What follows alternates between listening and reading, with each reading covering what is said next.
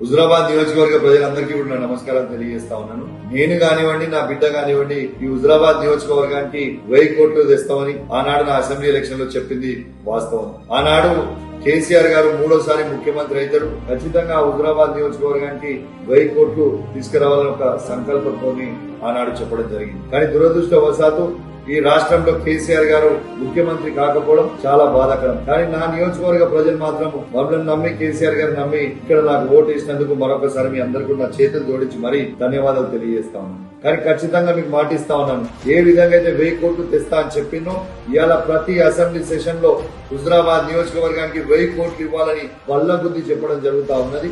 దయచేసి నా హుజురాబాద్ నియోజకవర్గానికి కూడా 1000 కోట్ల రూపాయలు ఇవ్వాలి. నా చేతులు జోడించి మరి కోరుకుంటూ సెలవు తీసుకుంటా ఉన్నాను. థ్యాంక్ యూ అధ్యక్ష. కానీ ఈ దున్నపోతు మీద నీళ్లు పోసినట్టు ఈ కాంగ్రెస్ ప్రభుత్వం వివరిస్తా ఉన్నది. కానీ మీ అందరికీ కూడా మాటిస్తా ఉన్నాను, వెనుక కనబడుతున్న సింహం ఈ తెలంగాణ రాష్ట్రానికి మరొకసారి ఖచ్చితంగా ముఖ్యమంత్రి కావడం ఖాయం.